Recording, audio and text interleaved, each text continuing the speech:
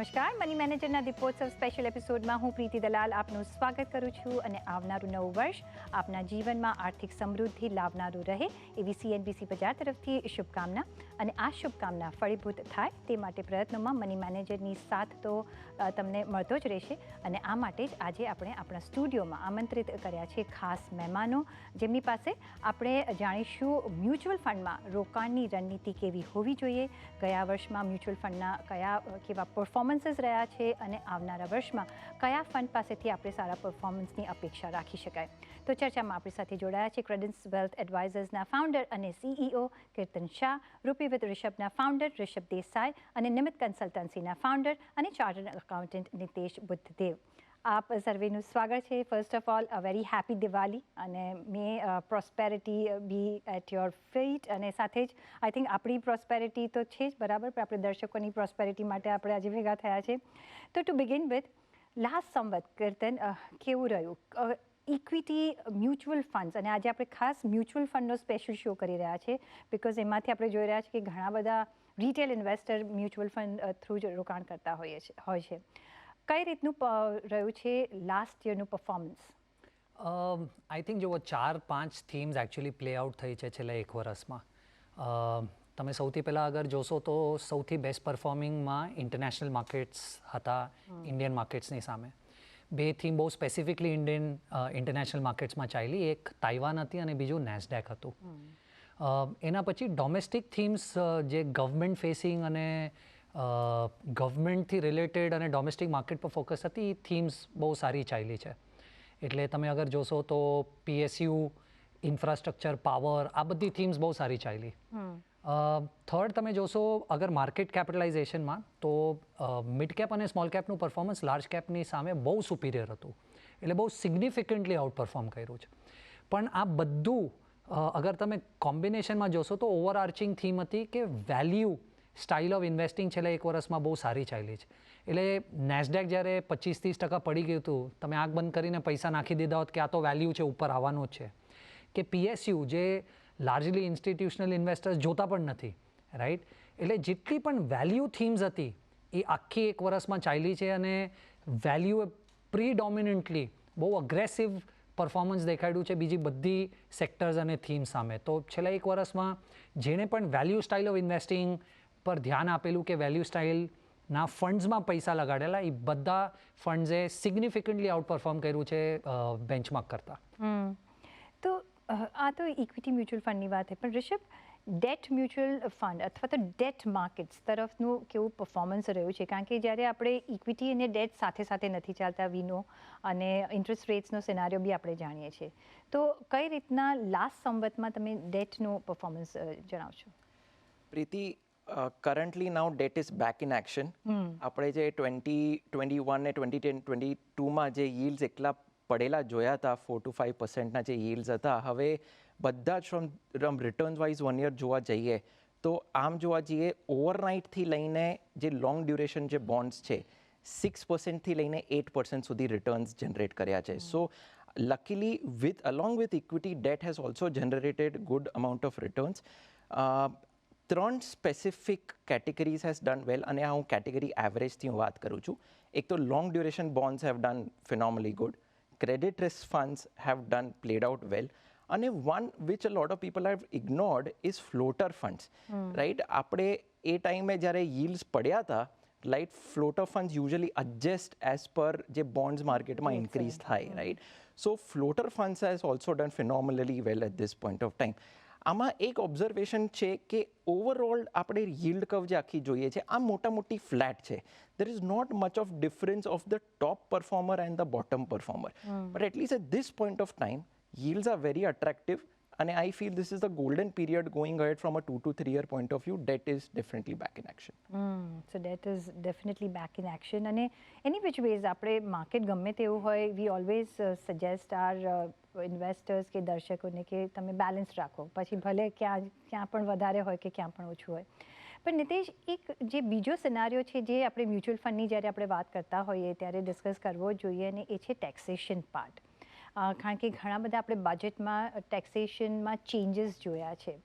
Last સંવત કે last બજેટમાં જે ચેન્જીસ આવ્યા હતા એ મ્યુચ્યુઅલ ફંડ ઇન્વેસ્ટમેન્ટ પરસે કેટલો ચેન્જ લાવ્યો છે કે કેટલો ફરક પડ્યો છે? થેન્ક યુ પ્રીતિજી, આજે મને આ સ્પેશિયલ શોમાં ઇન્વાઇટ કરવા માટે આ સ્ટીમ પેનલ સાથે સર્વે દર્શકોને દિવાળી અને નૂતન વર્ષની ખૂબ ખૂબ શુભેચ્છાઓ. પ્રીતિજી, બજેટમાં તો ચેન્જીસ આવ્યા, બટ જો મ્યુચ્યુઅલ ફંડની પરસે વાત કરું તો બજેટ જ્યારે એપ્લિકેબલ થવાનું હતું 1 એપ્રિલથી, એના જ એક વીક પહેલાં ગવર્મેન્ટે ગૂગલી નાખી દીધી અને એમાં એણે ડેટ ફંડ, જે આપણે ડેટ ફંડનું જે ટેક્સેશન તરીકે ઓળખે છે, એમાં એક બહુ મોટો ચેન્જીસ લાવ્યા, જેની બહુ ખાસી અસર થઈ. કારણ કે અત્યાર સુધી 1 એપ્રિલ 23 પહેલાં જુઓ તો ખાલી બે જ ટેક્સેશન હતા, એક ઇક્વિટી ટેક્સેશન અને એક અધર દેન ઇક્વિટી ટેક્સેશન, રાઈટ? પણ હવે 3 ટાઈપના મ્યુચ્યુઅલ ફંડમાં ટેક્સેશન એક્ઝિસ્ટ કરે છે. એની એક સમરી આપી દઈએ. જે ફર્સ્ટ વાળું છે એ જો તમે ઇન્વેસ્ટ કરો છો મોર દેન 65% ઇન ઇન્ડિયન ઇક્વિટી, જે ફંડ્સ 65% કરતાં ઇન્ડિયન ઇક્વિટીઝમાં ઇન્વેસ્ટ કરે છે, તો એમાં કોઈ ફેરબદલ નથી થયો. એ ઇક્વિટી ટેક્સેશન જ રહેશે. શોર્ટ ટર્મમાં લેસ દેન 1 યરમાં 15% અને મોર દેન દેટ 10%, એમાં 1 લાખનું એક્ઝેમ્પશન, એમાં કોઈ જ ફેરબદલ નથી થયા. પણ હવે જે મેઇન ચેન્જીસ થયા just 1 week before the financial year, એ છે કે ડેટ ફંડ્સ, અથવા એમાં ડેટ ફંડ્સમાં હવે 2 કેટેગરી થઈ ગઈ. તો જો જે પણ ફંડ 35%થી 65%ની વચ્ચે, એટલે કે 35% કરતાં વધારે ઇક્વિટીમાં રાખે, ઇન્ડિયન ઇક્વિટીમાં, અને 65% કરતાં ઓછું રાખે, તો એમાં ઇન્ડેક્સેશનનો બેનિફિટ મળશે લોંગ ટર્મમાં, મોર દેન 3 યર્સમાં, અને શોર્ટ ટર્મમાં એ એઝ પર સ્લેબ થશે. જે થર્ડ કેટેગરી હવે થઈ ગઈ, જે પ્યોર ડેટ ફંડ્સ તરીકે આપણે જોઈએ છે, એમાં હવે આપણને કોઈ પણ જાતનું long term taxation, long term benefit જે ઇન્ડેક્સેશનનો મળતો હતો એ હવે નથી રહ્યો, અને કોઈ પણ હોલ્ડિંગ પીરિયડ હશે, 1 વર્ષ, 2 વર્ષ, 3 વર્ષ, ઓર મોર દેન 3 યર્સ, હંમેશા short term capital gain count થશે અને એઝ પર સ્લેબ આપવો પડશે. તો ડેટ ફંડ્સમાં આ જે ચેન્જીસ આવ્યો એટલે થોડી અનએટ્રેક્ટિવ થઈ ગયું, અને આને ખાલી ડેટ ફંડ્સને ઇમ્પેક્ટ ન કર્યો, અને હવે જે 35% કરતાં લેસ ઇન્ડિયન ઇક્વિટીઝમાં ઇન્વેસ્ટ કરે છે, એટલે ગોલ્ડ ફંડ આવી ગયા, ફોરેન ઇક્વિટી ફંડ, જે ફંડ ઓફ ફંડ કહીએ છીએ, એ આવી ગયા. આ બધા જમાં જ હવે એઝ પર સ્લેબ ટેક્સ ચૂકવવો પડશે. તો એક બહુ મોટો ચેન્જીસ આવ્યો એક લાસ્ટ વર્ષમાં, અને એને ઘણી ખાસી ઇમ્પેક્ટ કરી ઓવરઓલ લોકોના ઇન્વેસ્ટમેન્ટ્સમાં અને પોર્ટફોલિયોમાં, પ્રીતિજી. તો એક મોટો ડેન્ટ પડી ગયો, કારણ કે પહેલાં એ ટેક્સ ફ્રી જેવું હતું ને હવે આપણે આપણા સ્લેબ પ્રમાણે ટેક્સ ભરવાનો રહેશે. પણ જે બીજો આસ્પેક્ટ છે કે હવે ગોઈંગ ફોરવર્ડ, કીર્તન, સંવત લાસ્ટ તો હવે પસાર થઈ ગયું છે ઓલમોસ્ટ, કઈ રીતના સ્ટ્રેટેજી આપણે વાપરવાની હશે? કયા થીમ્સ તમને લાગે છે કે વર્ક કરશે? કયા કેટેગરીઝ ઓફ ફંડ્સ તરફ આપણે નજર રાખવું જોઈએ ઇક્વિટી પરસે? સૌથી પહેલાં તો જુઓ, 1 વર્ષ બહુ નાનો સમય છે ઇક્વિટીમાં એક્સપોઝર લેવા માટે, અને આજે જ્યારે આપણે વાત કરીએ છીએ ત્યારે ગ્લોબલ પ્રોબ્લેમ્સ પણ બહુ બધા છે. વોરની વજહથી ક્રૂડ ક્યાંક અલગ રીતે બિહેવ કરે છે, અને ઇન્ટરેસ્ટ રેટ્સ બહુ વધારે છે યુએસમાં, યીલ્ડ્સ બહુ વધારે છે, ઇન્ફ્લેશન ગ્લોબલી વધારે છે. એટલે આ સિચ્યુએશન થોડી ટ્રિકી છે, જે બહુ નોર્મલ સિચ્યુએશનમાં આપણે ઓપરેટ નથી કરતા, અને પાછું આપણી પાસે ખાલી 1 જ વર્ષનો સમય છે. પણ મને એમ લાગે છે કે ઇક્વિટીમાં અગર ઇન્વેસ્ટમેન્ટ્સ કરવી હોય તો એક રિટેલ ઇન્વેસ્ટર માટે સૌથી ઇઝી ઓપ્શન છે કે અગર તમે લાંબા સમય માટે પૈસા લગાડશો તો એવા ફંડમાં કે એવા સ્ટોકમાં પૈસા લગાડો જે લાર્જલી નોન છે અને આજે તમને સસ્તામાં મળે છે, રાઈટ? એટલે વેલ્યુ થીમ મારા હિસાબે બહુ સિમ્પલ સ્ટ્રેટેજી છે કોઈ પણ રિટેલ ઇન્વેસ્ટરને પૈસા લગાડવા માટે, અગર એમને નથી ખબર કે મારે સ્પેસિફિકલી પૈસા ક્યાં લગાડવા જોઈએ. તો એ કોન્સેપ્ટથી 3 પોઈન્ટ્સ છે મારી પાસે. તો સૌથી પહેલાં તમે જોશો છેલ્લા 1-1.5 વર્ષમાં લાર્જ કેપે મિડ અને સ્મોલને બહુ અંડર પરફોર્મ કર્યું છે.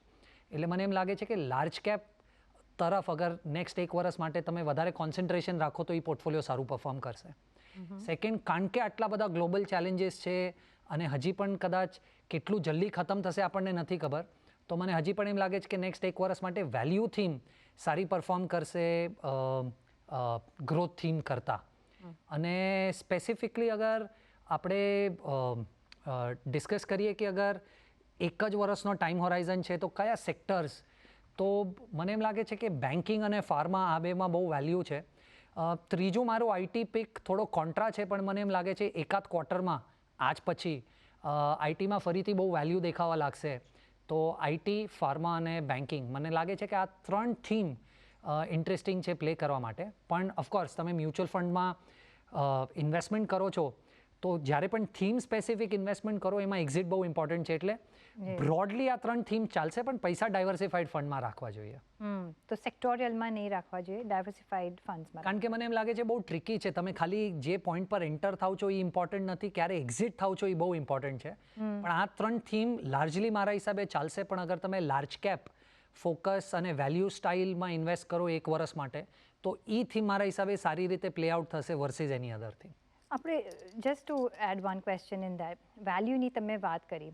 અત્યારના જે રીતે આપણા માર્કેટ કરેક્ટ થઈ ગયા છે અને વેલ્યુએશન વાઇઝ મે બી હવે એક મે બી કમ્ફર્ટેબલ ઝોનમાં આવશે, પણ આપણે જ્યારે મ્યુચ્યુઅલ ફંડમાં એન્ટ્રી લેવાનું કહેતા હોઈએ છીએ ઇન્વેસ્ટર્સને, તો વી ડોન્ટ સે કે તમે માર્કેટ નીચું પડે ત્યારે તમે જાઓ. એન્ટર વેનેવર યુ વોન્ટ ટુ, અને જો એસઆઈપી કરો છો તો બેસ્ટ, કારણ કે તમને એ એડવાન્ટેજ મળશે. એવા મ્યુચ્યુઅલ ફંડ ઇન્વેસ્ટર્સને તમે શું સલાહ આપશો? આઈ થિંક બહુ સિમ્પલ છે. જો તમારા હાથમાં એઝ એન ઇન્વેસ્ટર શું છે, તમારા હાથમાં એઝ એન ઇન્વેસ્ટર ખાલી લાંબા સમય માટે ઇન્વેસ્ટેડ રહેવું એટલું જ છે. શું તમે કઈ સ્કીમ નેક્સ્ટ 3 વર્ષમાં પરફોર્મ કરશે એ પ્રિડિક્ટ કરી શકો છો? ના. તમે માર્કેટ ક્યાં જશે પ્રિડિક્ટ કરી શકો છો? ના. તમે પ્રિડિક્ટ કરી શકો છો કે મને 15% જોઈએ તો 15 મળશે? ના. તો મને એમ લાગે છે એઝ અ ઇન્વેસ્ટર તમારા હાથમાં ખાલી એક જ વસ્તુ છે કે હું વધારેથી વધારે પૈસા રોકું અને જેટલો સમય રાખી શકું એટલા સમય માટે પૈસા રોકું.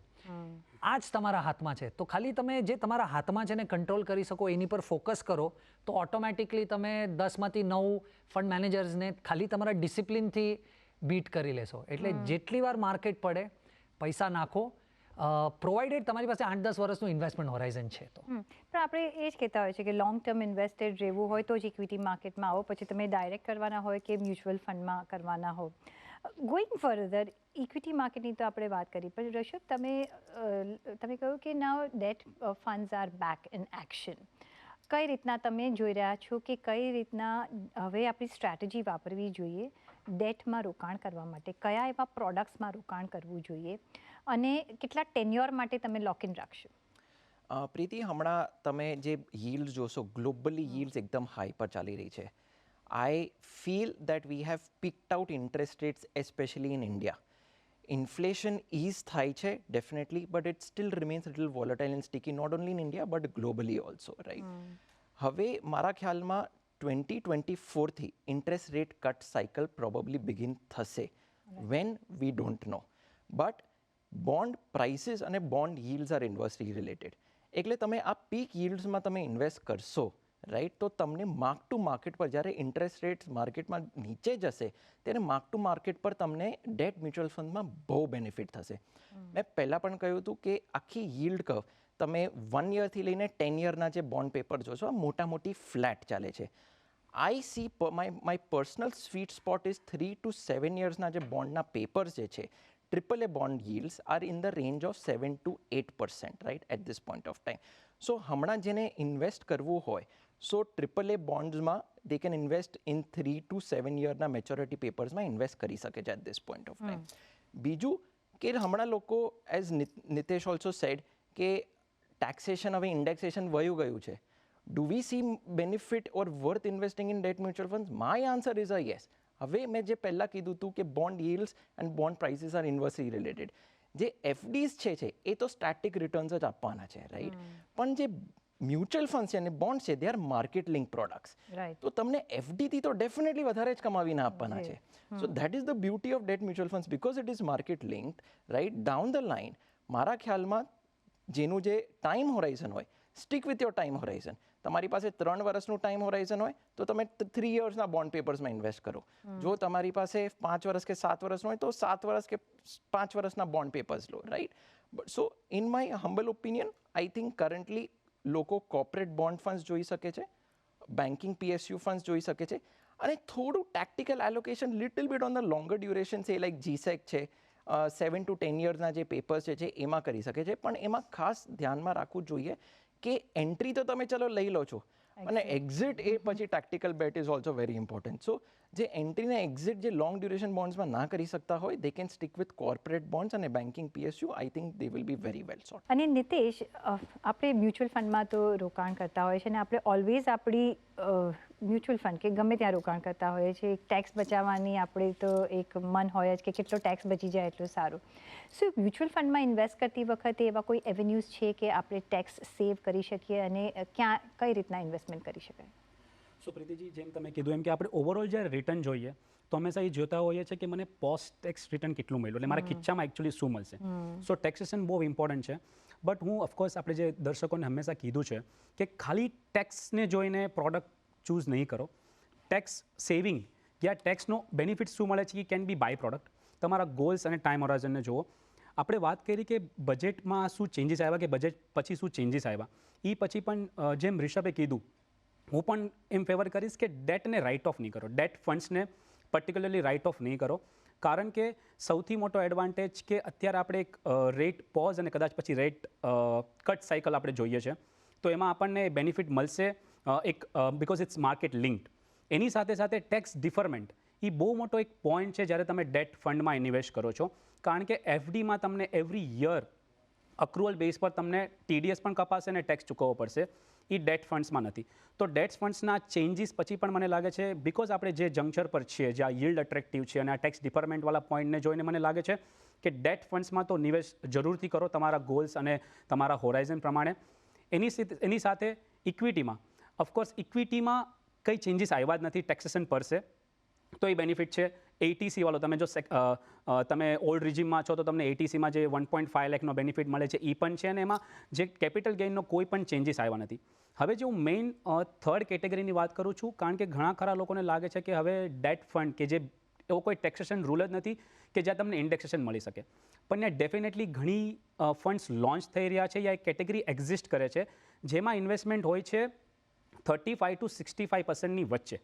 એટલે કે ઇક્વિટી રિલેટેડ ઇન્સ્ટ્રુમેન્ટમાં ઇન્ડિયન ઇક્વિટીઝમાં જે ફંડ 35 થી 65% વચ્ચે જો ઇન્વેસ્ટ કરશે, અને બીજું હોય શકે ડેટ ગોલ્ડ એટલે કે મલ્ટી અસેટ એલોકેશન ફંડ છે, યા બેલેન્સ ફંડ છે જેમાં 50% ડેટ અપ્રોક્સિમેટલી અને અપ્રોક્સિમેટલી 50% ઇક્વિટી હોય છે. આવી કેટેગરીમાં તમને 3 yearsથી વધારે ઇન્વેસ્ટેડ રહેશો તો તમને આમાં ચોક્કસથી ઇન્ડેક્સેશનનો બેનિફિટ મળશે, જેમાં ઇન્ડેક્સેશન પ્લસ 20% ટેક્સ આપવો પડશે, અને જો 3 yearsથી નીચે હશો તો તમારે એઝ પર સ્લેબ આપવો પડશે. તો આ એક કેટેગરી છે જેને જોવો, અને ઇન્ડેક્સેશનનો બેનિફિટ જરૂરથી મળશે. તો મને લાગે છે કે ડેટ તો ઓફકોર્સ આપણે જોવું જ જોઈએ. એની સાથે તમે આ હાઇબ્રિડવાળી જે કેટેગરી છે જેમાં તમને 35 to 65% વચ્ચે ઇક્વિટી હોલ્ડ કરતા હોઈએ છીએ, અને બાકી ગોલ્ડનું પણ એમાં એક્સપોઝર મળી જશે. જેમ કીર્તને કીધું કે મેક્રો ઇવેન્ટ્સ ચાલી રહી છે, અત્યારે જીઓપોલિટિકલ ક્રાઇસિસ ચાલી રહ્યા છે, તો એ બધામાં ગોલ્ડ શાઇન કરશે એવું લાગે છે. તો તમને ગોલ્ડ મળી જશે, ડેટ મળી જશે, ઇક્વિટી મળી જશે, તો એક સારું એક રિસ્ક એડજસ્ટેડ રિટર્ન મળી શકે એવી સંભાવના છે. અને પ્લસ આ ટેક્સનો બેનિફિટ જે આપણે વાત કરી ઇન્ડેક્સેશન વાળો એ પણ ત્યાં છે. તો આ એક કેટેગરીને પણ મને લાગે છે પ્રીતિજી આપણે જોવી જોઈએ. એબ્સોલ્યુટલી.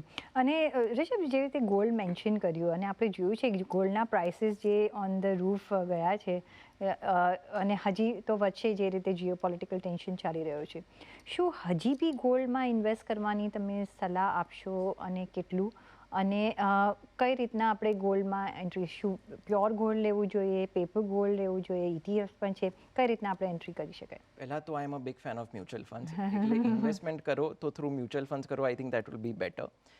સેકન્ડ ઓપ્શન એક સોવરિન ગોલ્ડ બોન્ડ કરીને પણ છે, રાઈટ? તમે એમાં નિવેશ કરશો તો વધારે, કારણ કે એમાં તમે અગર એનું આખું ટેન્યોર છે અગર પકડીને રાખશો તો જે રિટર્ન્સ જે છે, right, that will B absolutely tax free.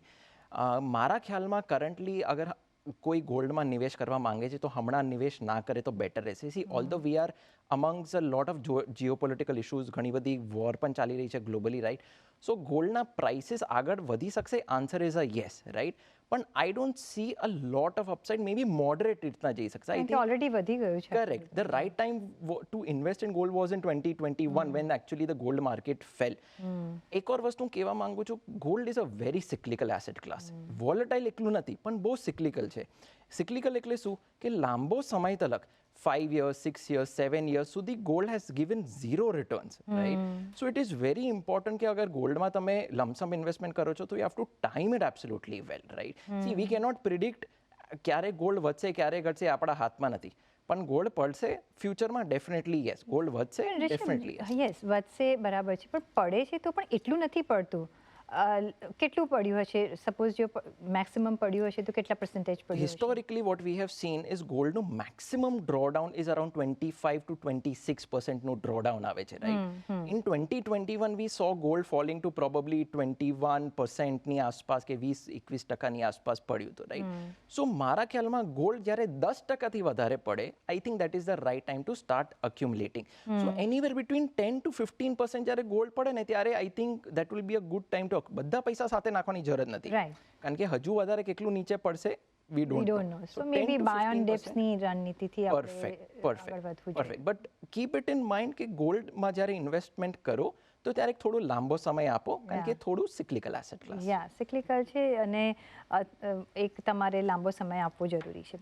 Finally જ્યારે આપણે વાત કરી રહ્યા છીએ નવા સંવતમાં એન્ટ્રી કરી રહ્યા છે, કયા એવા કેટેગરી ઓફ ફંડ્સ કે કયા એવા અને એમાં કયા ફંડ્સ આપણે નિવેશ કરવા જોઈએ? કીર્તન, તમારા મુજબ એ કયા સજેસ્ટ તમે કરશો? જેવી રીતે હું સ્ટાર્ટિંગથી મારી થીમ બહુ સિમ્પલ છે નેક્સ્ટ 1 યર માટે. મને એમ લાગે છે આટલી બધી ચેલેન્જીસ છે આજુબાજુ, તો વેલ્યુ એઝ અ કેટેગરી સારું કરશે અને લાર્જ કેપ, કારણ કે આટલું સિગ્નિફિકન્ટલી અંડર પરફોર્મ કર્યું છે, એટલે મને market cap wise large cap અને થીમ વાઇઝ વેલ્યુ આ બેનું કોમ્બિનેશન સારું લાગે છે. ઓફકોર્સ જેવી રીતે મેં પહેલાં પણ કીધું 1 વર્ષ બહુ ઓછો સમય છે, પણ તો પણ આપણે અગર અન્ડરસ્ટેન્ડ કરવું હોય તો મને એમ લાગે છે કે ICICI વેલ્યુ ડિસ્કવરી અને કોટક ઇક્વિટી ઓપોર્ચ્યુનિટી આ બેઉ સારું કરશે. કેમ? કારણ કે લાર્જલી બેઉમાં લાર્જ કેપ ફોકસ છે અને ICICI વેલ્યુ સ્ટ્રેટેજી પ્લે કરે છે અને કોટક બ્લેન્ડ કરે છે, એટલે આ બેનું કોમ્બિનેશન તમને બહુ ગ્રોથ તરફ નહીં લઈ જાય ને લાર્જ કેપમાં રાખશે. તો મને એમ લાગે છે કે આ બે ફંડ તમે કન્સિડર કરી શકો. પણ પ્લીઝ નવા ફંડ એડ નહીં કરો તમારા પોર્ટફોલિયોમાં. તમને 4-5 ફંડથી વધારેની જરૂરત નથી. એબ્સોલ્યુટલી. તમે તમારા એક્ઝિસ્ટિંગ ફંડમાં પણ પૈસા એડ કરી દેશો તો એ એટલી જ વેલ્યુ એડ કરવાનું છે. બરાબર છે. નેક્સ્ટ નિતેશ, તમે કયા સજેસ્ટ કરશો? પ્રીતિજી, જેમ કીર્તને કીધું એમ ઇક્વિટી થોડું લઈ લઈશ, હું થોડું ડેટ રિષભ બંને પાસેથી પાસેથી થોડું ડેટ થોડું લઈ લઈશ જી. અને થોડું ગોલ્ડ પણ એડ કરીશ. Okay. તો મને લાગે છે જીઓપોલિટિકલ ક્રાઇસિસને લઈને, ઇક્વિટીનું વેલ્યુએશનને લઈને અને ડેટ અટ્રેક્ટિવ છે. તો મને લાગે છે જો હું મારા ઓફકોર્સ અસેટ એલોકેશન એક ઇન્વેસ્ટરે કોલ લેવો જોઈએ, બટ જો થોડા એક પ્રોડક્ટ પર તમે ડિપેન્ડ રહો જે અસેટ એલોકેશન કરીને આપતા હોય એવા પ્રોડક્ટ, અને જ્યાં ટેક્સ થોડું એડવાન્ટેજીસ પણ મળે છે, બિકોઝ ખાલી ગોલ્ડ ફંડમાં હવે કદાચ ટેક્સેશન એટ્રેક્ટિવ નથી અને ખાલી ડેટ ફંડમાં પણ નથી, તો હું એવી કેટેગરી ચૂઝ કરી રહ્યો છું જેમ કે બેલેન્સ ફંડ છે. આ એક યુનિક પ્રપોઝિશન છે, એમાં 50% ડેટ અને 50% ઇક્વિટી છે. તો વ્હાઇટ ટોકનો બેલેન્સ ફંડ છે, એક હું સજેસ્ટ કરીશ જો તમારા પોર્ટફોલિયોમાં એની જગા હોય તો જરૂરથી એડ કરવો જોઈએ. અને બીજું છે જેમ મેં કીધું ઇક્વિટી, ડેટ, ગોલ્ડ અને કદાચ થોડું ફોરેન ઇક્વિટી પણ જ્યારે સેબી લિમિટ ઓપન કરશે તો એ છે DSP multi asset allocation fund. તો તમને ટાઈમ નહીં કરવું પડે કે કઈ અસેટમાં કેટલું નાખવું, ફંડ મેનેજર વેલ્યુએશન પ્રમાણે કોલ લઈ લેશે એ થીમ પ્રમાણે. સો DSP multi asset allocation is the next fund I think one should choose. Okay. અને રિષભ, તમે કયા સજેસ્ટ કરશો ફંડ્સ? હમણાં 3 કેટેગરીઝ મારા હિસાબથી ઇન્વેસ્ટર્સે ઇન્વેસ્ટ કરવા જોઈએ. એક કોર્પોરેટ બોન્ડ કેટેગરીમાં, એક બેન્કિંગ PSU કેટેગરીમાં, અને અગર થોડું ટેક્ટિકલ બેટ અગર લઈ શકે તો લોંગ ડ્યુરેશન ફંડ્સ, એમાં GSEC પણ આવી જાય છે, એમાં પણ કરી શકે છે. એક GSEC એની માટે કહું છું કારણ કે હવે આપણે JP મોર્ગન ગ્લોબલ ડેટ ઇન્ડેક્સમાં આવી ગયા છે, right, India as a country. So around 20 to 40 billion ડોલર્સના હવે ઇન્ફ્લો આવશે over the next 2 to 3 years. So એ બહુ મારા ખ્યાલમાં ગવર્મેન્ટ બોન્ડ્સ અને ઘણા બધા બીજા બોન્ડ્સ પણ બહુ એમાં બેનિફિટ કરશે. કોર્પોરેટ બોન્ડ કેટેગરીમાં Aditya Birla corporate bond fund investors જોઈ શકે છે, ICICI કોર્પોરેટ બોન્ડ ફંડ જોઈ શકે છે, અને બેન્કિંગ PSUમાં axis banking PSU fund investors જોઈ શકે છે, અને બંધન બેન્કિંગ PSU ફંડ જોઈ શકે છે. સો આ કોમ્બિનેશનથી અગર પોર્ટફોલિયો બનાવશે તો કાફી મારા ખ્યાલથી 2 થી 3 વર્ષ ડાઉન ધ લાઇનમાં ઘણું સારું રિટર્ન્સ બેનિફિટ મળશે. એબ્સોલ્યુટલી. તો એક આખું તમને અમે જણાવ્યું કે કયા ફંડ્સ તરફ તમે જોઈ શકો છો. મેઇન 4 થી 5 ફંડ્સથી વધારે નહીં હોવા જોઈએ, બિકોઝ તમને રિટર્ન વાઇઝ સેમ જ રિટર્ન્સ મળશે. કેટેગરી ચૂઝ કરવી એક ઇમ્પોર્ટન્ટ છે, એટલે રેપિટેટિવ ન હોવું જોઈએ. ઓન દેટ નોટ, કીર્તન, નિતેશ અને રિષભ, ઘણો આભાર તમારો અમારી સાથે જોડાવા બદલ અને આ દિવાળી સ્પેશિયલમાં પાર્ટિસિપેટ થવા બદલ, અને અ very happy Diwali to you once again.